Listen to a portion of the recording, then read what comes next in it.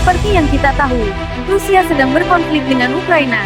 Hal ini terjadi karena Ukraina dianggap ancaman bagi perkembangan Rusia. Ukraina akan bergabung dengan NATO dan Rusia pun khawatir Ukraina akan menjadi boneka NATO. Oleh karena itu Rusia mengirimkan pasukannya untuk merebut wilayah Ukraina sebagai ancaman agar tidak bergabung dengan NATO. Selama ini kita tahu Rusia mempunyai alutsista yang hebat dan mematikan. Tak terkecuali dalam konflik dengan Ukraina, Rusia menggunakan alutsista yang benar-benar mengerikan. Ukraina juga tidak mau kalah. Ukraina mengeluarkan senjata terbaik untuk menangkal alutsista Rusia. Berikut senjata yang digunakan dalam konflik Rusia-Ukraina.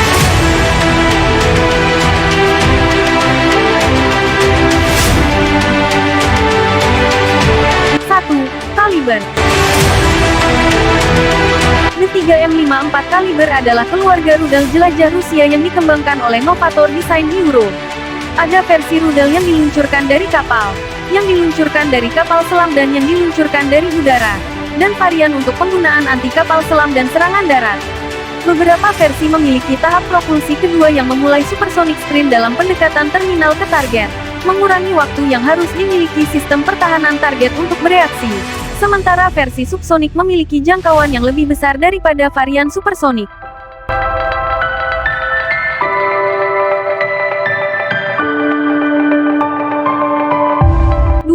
Iskander. 9K720 Iskander adalah sebuah sistem rudal balistik teater mobile diproduksi dan digunakan oleh Federasi Rusia. Pada tahun 1996, peluncuran pertama Iskander yang digambarkan di televisi Rusia. Rod Mobile Iskander adalah upaya kedua untuk menggantikan rudal Scud sejak percobaan pertama, Oka, tersingkir di bawah perjanjian INF. Iskander tampaknya memiliki beberapa hulu ledak konvensional yang berbeda, termasuk bom curah hulu ledak, sebuah penetrator bumi untuk bunker boosting dan perangkat pulsa elektromagnetik untuk misi anti-radar.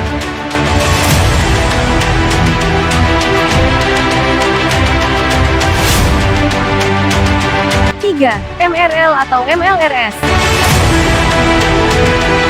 Multiple Rocket Launcher MRL atau Multiple Launch Rocket System MLRS adalah jenis sistem artileri roket yang berisi beberapa peluncur yang dipasang pada satu platform, dan menembakkan persenjataan roketnya dengan cara yang mirip dengan senapan voli.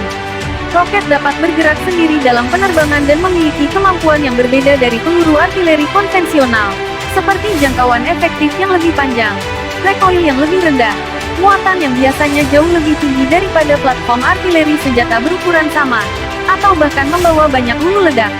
Artileri roket terarah terkenal tidak akurat dan lambat untuk menguat ulang dibandingkan dengan artileri senjata. Peluncur roket ganda membantu mengimbangi ini dengan kemampuannya untuk meluncurkan beberapa roket secara berurutan, yang ditambah dengan zona pembunuhan besar dari setiap hulu ledak, dapat dengan mudah mengirimkan tembakan saturasi ke area target. Namun, roket modern dapat menggunakan GPS atau panduan inersia untuk menggabungkan keunggulan roket dengan akurasi yang lebih tinggi dari amunisi berpemandu presisi.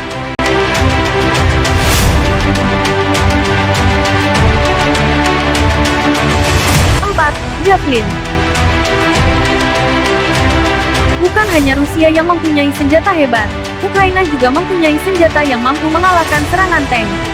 FGM-148 Javelin AUSM adalah rudal anti-tank portabel buatan Amerika yang diterjunkan sejak tahun 1996 untuk menggantikan rudal anti-tank M47 Dragon dalam layanan AS.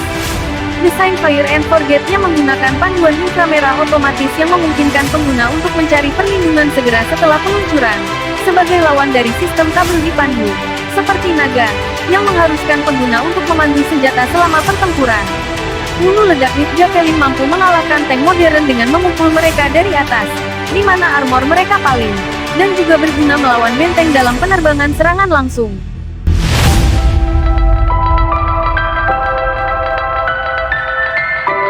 5. Koalisia Howitzer. 2S-35 Koalisia SV adalah senjata self-propelled Rusia yang pertama kali terlihat di depan umum pada tahun 2015 selama latihan untuk parade Hari Kemenangan Moskow. 2S-35 diharapkan untuk melengkapi dan pada akhirnya menggantikan 2S-19 Mesta di Angkatan Darat Rusia. 2S-35 Koalisia SV merupakan sistem self-propelled gun dengan kanon 152 mm. Kendaraan tempur ini mampu melakukan penembakan amunisinya sebanyak 10 ronde per menit.